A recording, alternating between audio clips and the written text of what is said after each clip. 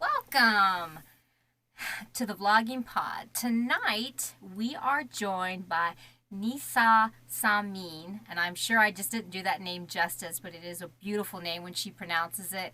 So again, welcome to the room. And can you pronounce your name to everyone in the room because it is a beautiful name. Oops, I hope if I undo your mic. I'm sorry.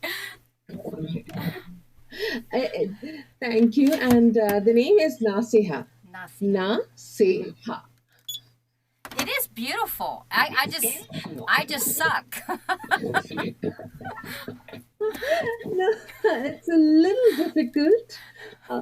Basically Arabic, so it's a little difficult for even in for Indians even to pronounce it.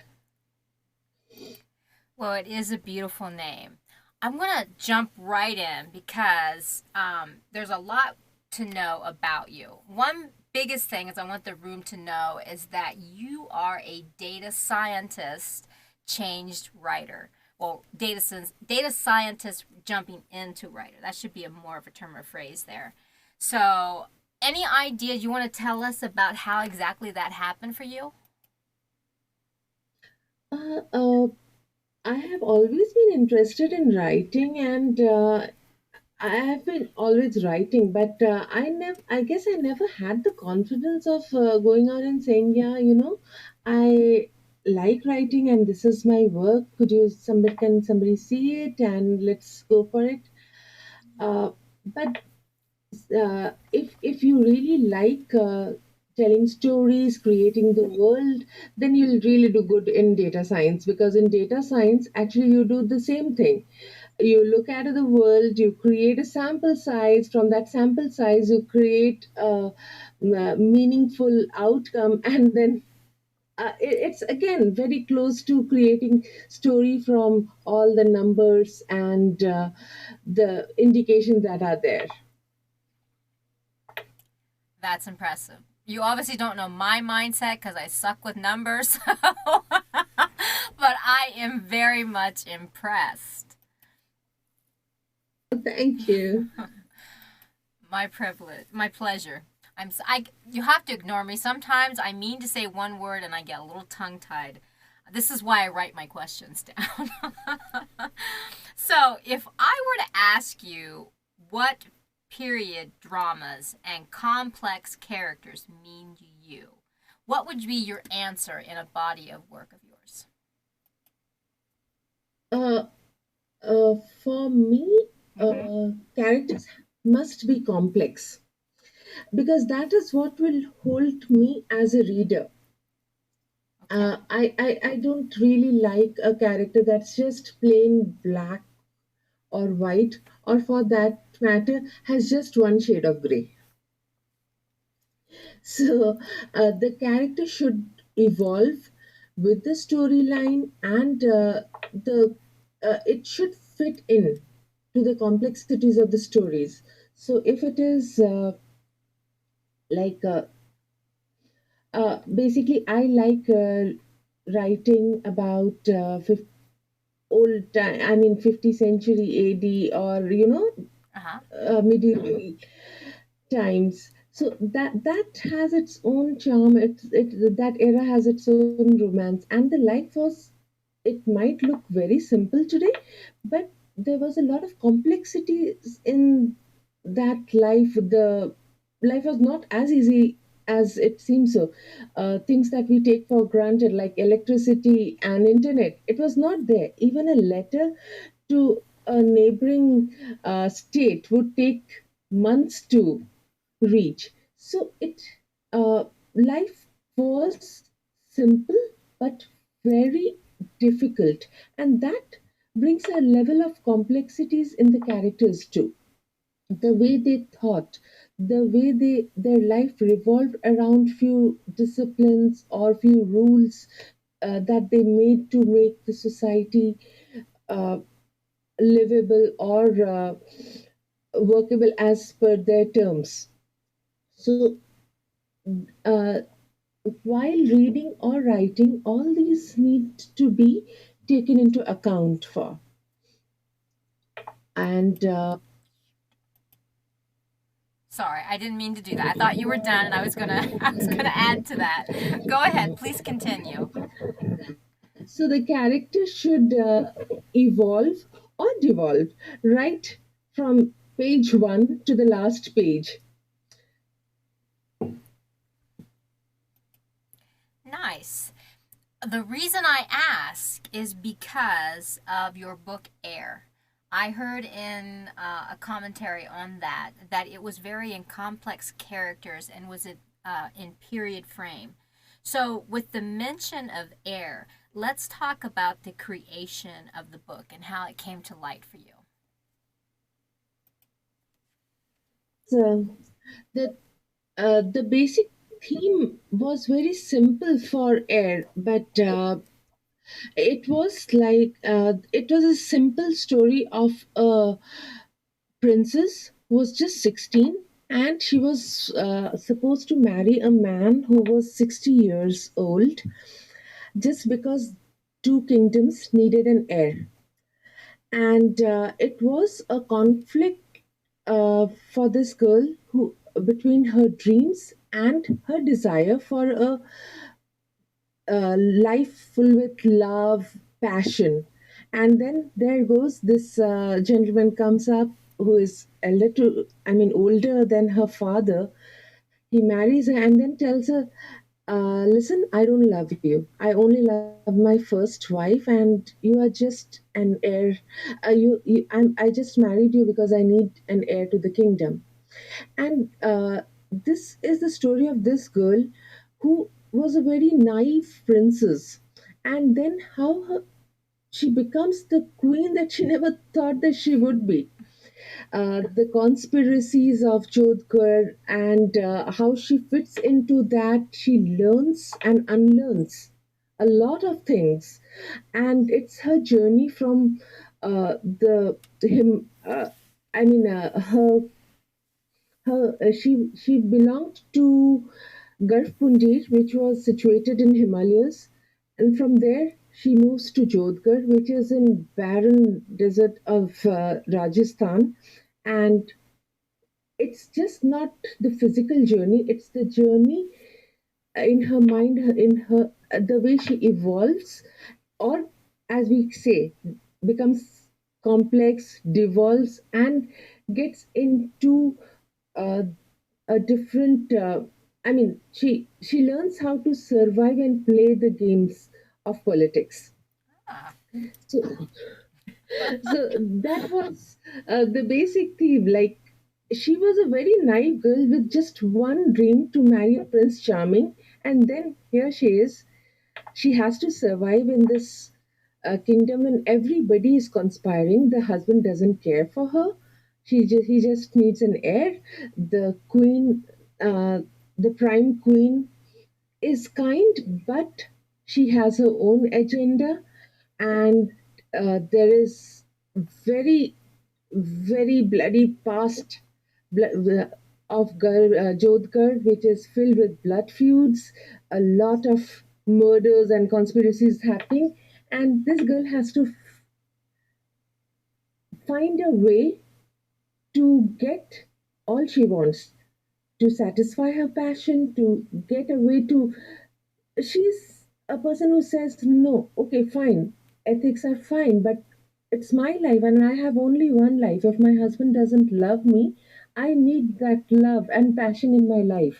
I'll not settle for just a loveless life. Right. So, with your book in mind, hold on, I'm going to mute you just a second because of my feedback. There we go. I read that you like to question taboos. Could you care to explain that in your writing? Sorry, I didn't get that. There was an echo. I read that you like to question taboos in your writing. You care to explain? Here is the dilemma of this girl. If she sticks, basically, the culture or the time period which I'm depicting, a wife is supposed to have only physical relationship with her husband. She's not supposed to even love anybody else. She has to wait for the one to come into her life, and that person is the one who she can have love for, or and she can have physical intimacy with.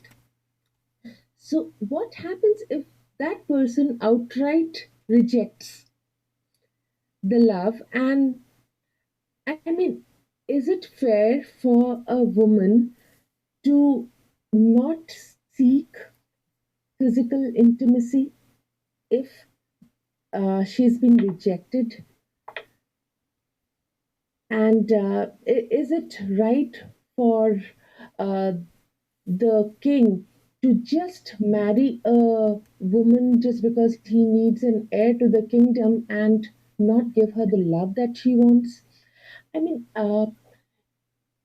is it right to bind a woman who really likes to have physical, who was dreaming to have a physical intimacy and love and passion in her life, to be trapped in a loveless marriage wherein the intimacy part is just to get the work done? It's just like a job without any passion involved.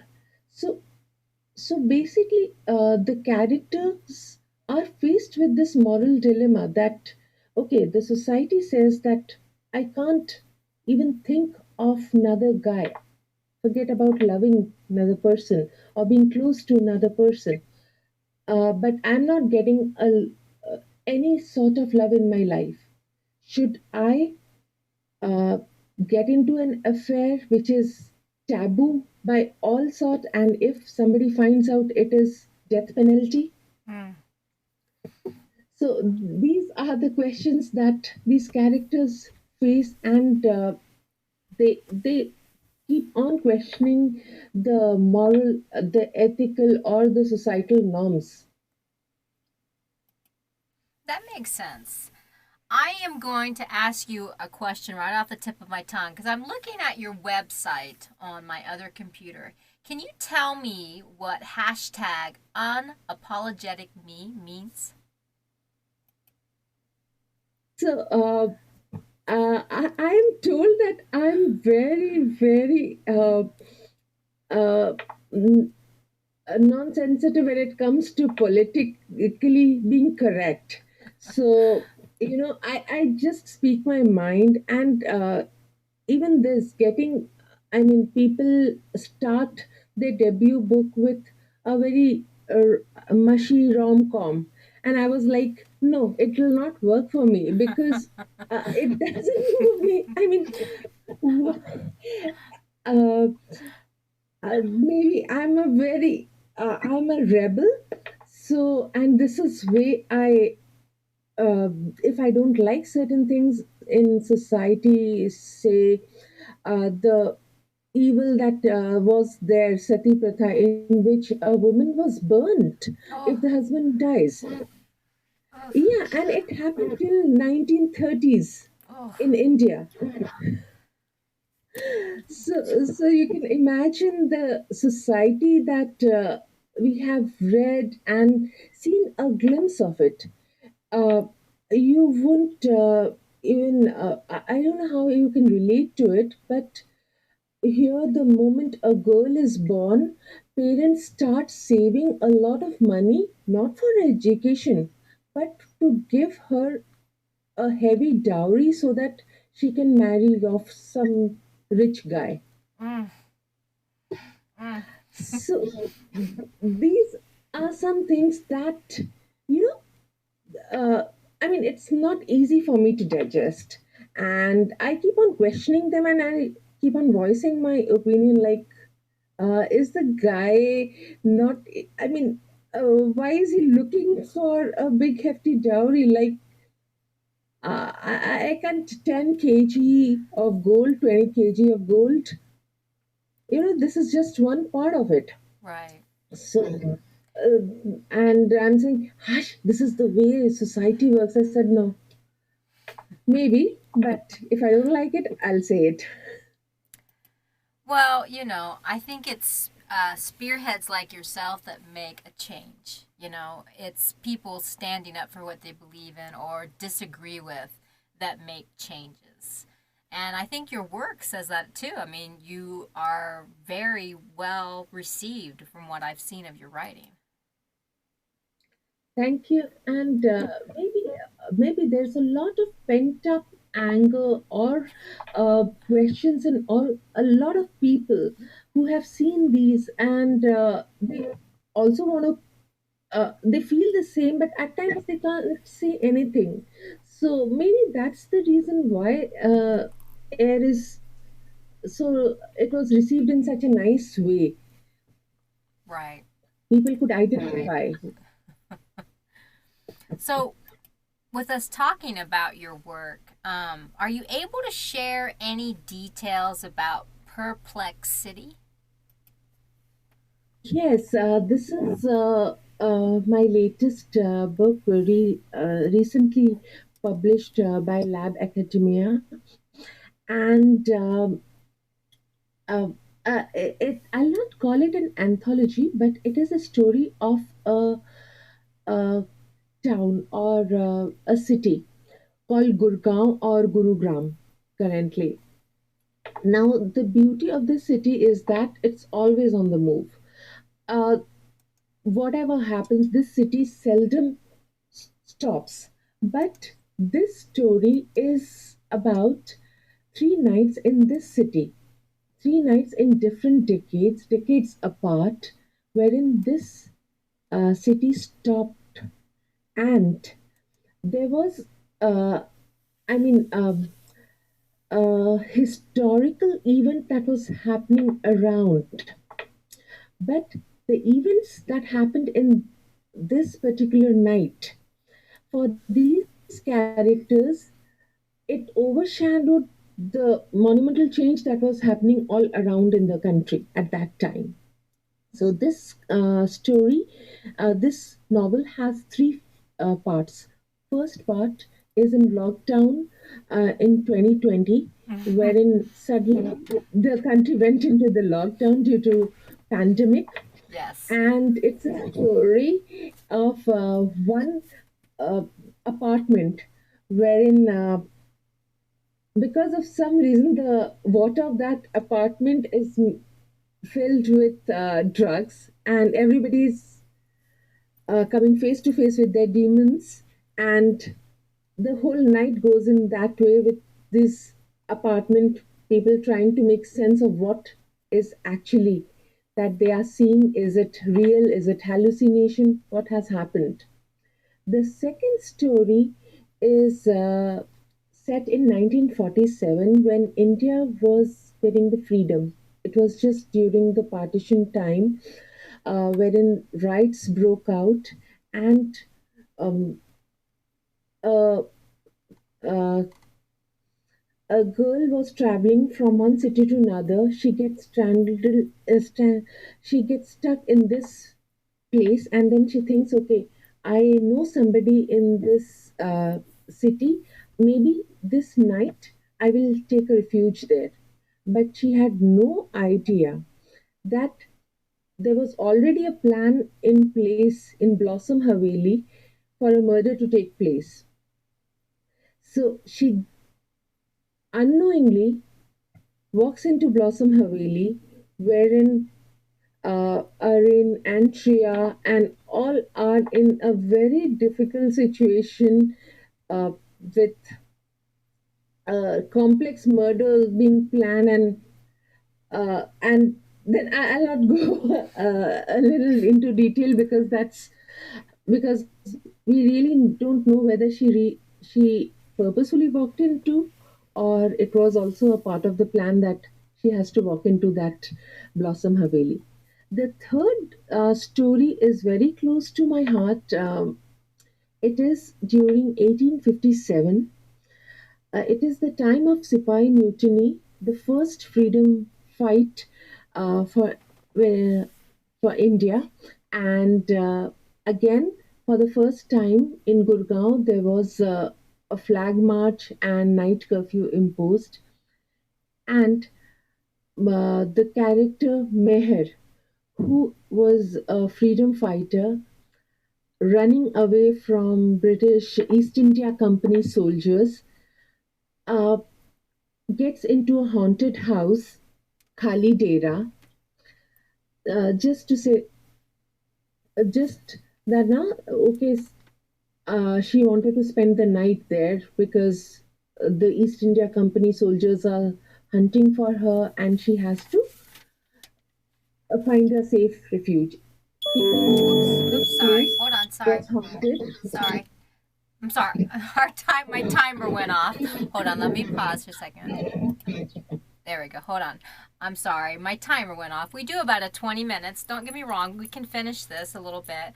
I was going to shut it off and I meant to, but I got enthralled in what you were saying. So I forgot to shut the timer. So my apologies. If you want to finish what you were saying, we can go ahead with that. So I'll unmute you here for a second. There you go. So Meher gets into a haunted house called Khali Dera where Ajuni is she is the one who doesn't let any person survive the night there. It is her house and she doesn't want anybody there. Ah. So along with Meher, another couple comes in because they were also faced with a similar situation, and three of them try to survive a journey and see if they can uh, finally reach Gurgaon and Jaipur, respectively. But it's the story of that night wherein they actually come face to face with evil incarnated. Oh, wow. That sounds like a very interesting read, and I love how you've mixed stories and pull in a lot of from each dates, one being recent in 2022 or no, I'm sorry, 2020, and in the other years you pulled that. So I find that really interesting. I was looking at it as you were reading on your website for the book. So that's why I missed the alarm. I'm sorry. My apologies. I usually try to shut it off before it beeps too loud. Since we're out of time, I do want to ask you at least one more question. I had a couple more going, but we went over a little bit just talking about the books in general. But one more question for you, my final question. As the new year comes ever closer, can you tell us what's coming up for you? And I do know, this is just because I did a little bit of research, I do know that you do have something work in the works with a couple other authors. If you want to elaborate about that before we head off. We will implement in 2021, but somehow it got a little delayed because it's called an interactive novel. So the idea is the way there would be four different authors writing four different genres, and all of these would be stuck together. But the difference is like the reader would be a co-author. So it's I'll give you an example. You're reading a para, and then it says, "Okay, what would you like to do? What would you like the protagonist to do? Would he take the assignment, or he would rather pursue his love, or he would try and travel to past to fix an error?" So that's the first loop, wherein the person can jump into different genre, and then each and every story has different level of interaction. So my piece is Heart of the Ocean. Mm-hmm. Yeah, I love Titanic.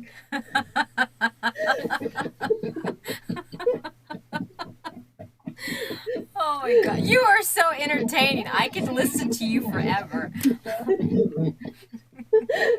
So and then each time and it's based with the social media throws a question and the reader chooses an option. Will the character choose an option A or option B? Will the bomb go off, or uh, I will save the people? So basis on that the story continues. So basically it's story in a story in a story. That is fantastic. I really enjoyed this interview. I had a lot more questions, but you said so much about your stuff, and you really pulled me in. You seem to be, you have an opinionated nature, but I love it. I love how you're not afraid to voice your opinions in your work, how you follow through with your ideas as far as your writing and everything. To be honest with you, I'm like your biggest fan now. I would love it, and this is totally up to you. But I would love for you to come back when this latest work is out and we could just talk more about it and the other authors that are involved. I want to thank you so much for coming on tonight. Thank you, everyone who's come to listen. Have a great evening, everybody. It was a pleasure. Bye bye for now.